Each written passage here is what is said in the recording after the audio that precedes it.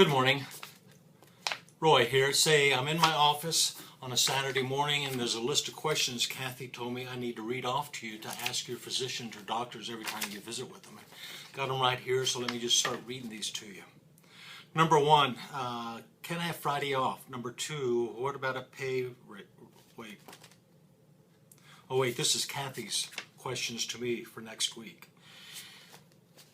This reminds me, the nurse in this clinic runs the clinic. She points me in the direction I need to go each day, and she tells me what I have to do. She is the boss of the clinic, and it behooves you to become the nurse's best friend.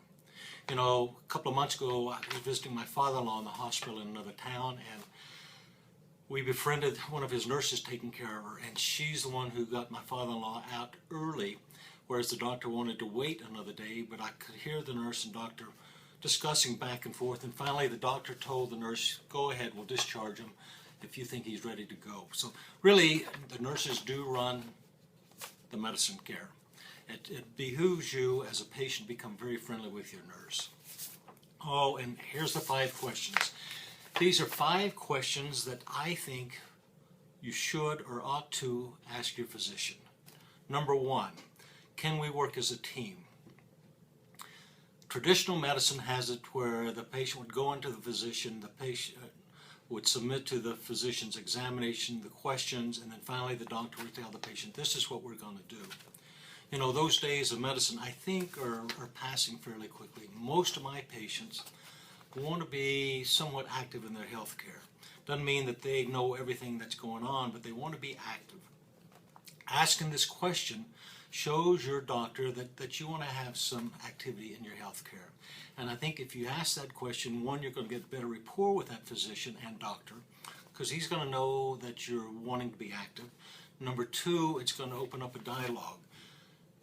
As physicians, we really don't like going into a room with the patient not telling us anything, and we have to ask the right question, we have to do the right examination, and then we have to come up with the correct diagnosis. We can't think of the right questions always, and if you can have your questions to ask, your concerns to present, and your hopes from the visit to explain to the doctor, that's very helpful. And it also gives you an insight into the doctor's personality. If you're one who wants to have interaction with your physician and he says, no, we can't work as a team, that's a clear sign that you need to open that door and run as quick as you can.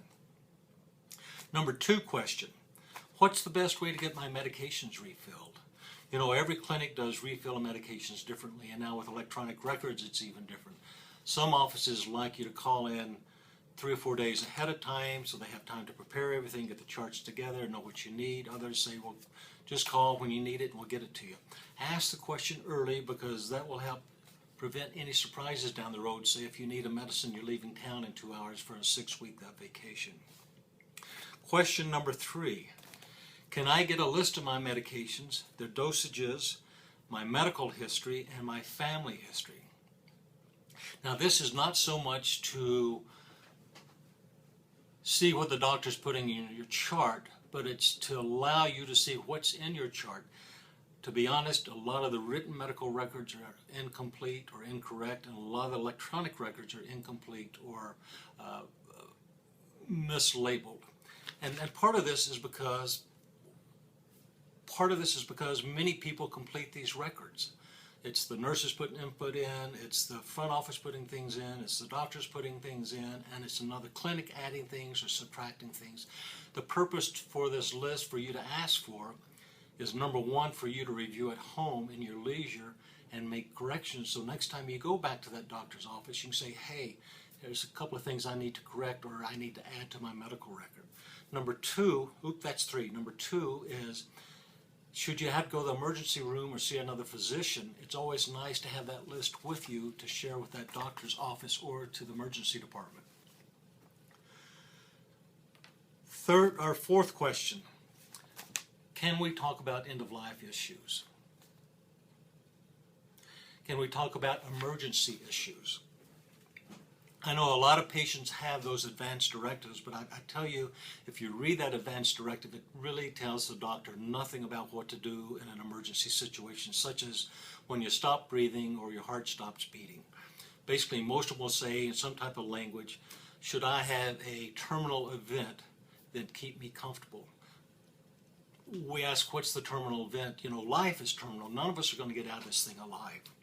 I was in the emergency department yesterday talking to one of the ER doctors who mentioned a story about him and his sons up backpacking a few weeks ago in the mountains. And he's 50, 51. I forget how we got on the subject, but he told his two sons, says, you know, kids, if I start developing chest pain, there's some aspirin in my backpack, give it to me. But if I fall down on the ground unconscious, leave me alone, don't do anything, don't resuscitate me, don't do anything. And his reasoning was, he's miles and miles from any medical help, hours from any hospital situation. He knows that should he have a cardiac arrest, he won't survive it, or he won't survive it with a good quality of life. Something's going to go wrong. There's going to be too much time for no oxygen to the brain or no oxygen to the heart, that if he does happen to survive, which the chance is very minimal, he don't want to be that person. As an oncologist, we'd run into this question a lot. What do we do? When do we resuscitate? When do we not resuscitate? And a lot of it depends on the situation in front of the patient. And a good example is somebody comes in, say, with a stomach cancer or a lymphoma, and they get a pneumonia, and it's a very bad pneumonia. And you ask the question, and the patient's on a ventilator or about to go on a ventilator.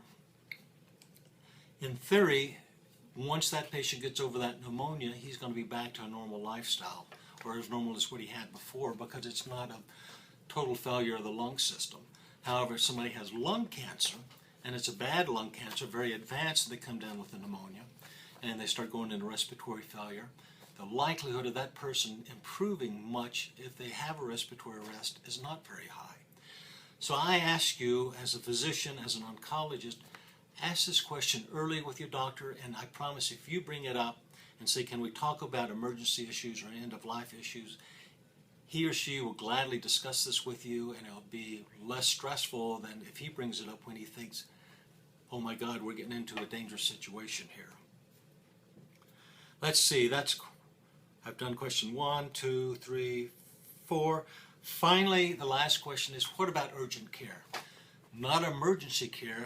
Emergency care typically is something that we say, let's go to the emergency room. And that things such as having a chest pain, making one think of a heart attack, or having symptoms like a stroke. Those always need to go to the emergency room. But the question is, what about urgent care? I wake up this morning and I'm feeling really crappy. I have a really bad cold or stomach aches. What mechanism, doc, do you have to get me in to see you? Some clinics have no mechanism of action, and they say go to the nearest urgent care clinic.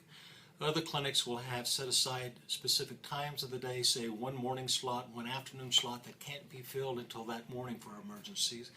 And many other clinics, and this is kind of the trend of things in medicine, is many of us have nurse practitioners or physician assistants working with us, and if the physician's busy, then that person can be worked into the schedule of a nurse practitioner or the physician assistant. And I promise you, the care with a nurse practitioner or physician assistant is extremely good, and this is what we have in our clinic, that if my time is filled up during the day and you need to get in today, we can get you in with somebody. So in summary, 5 questions that I think you need to ask a physician. Number 1, can we work together as a team? Number 2, what's the best way to get my medications refilled? Number 3, can I get a list of my medications, my past history, my family history to take home with me? Number 4, can we talk about end-of-life issues or emergency issues? And number 5, what about urgent care? What about the day when I'm sick? What do I do? Do I come to you, to a nurse practitioner, to a physician's assistant, go to the emergency room, or to a walk-in clinic? So I want to thank you for visiting with me, and I look forward to seeing you down the road. Thank you. Bye-bye.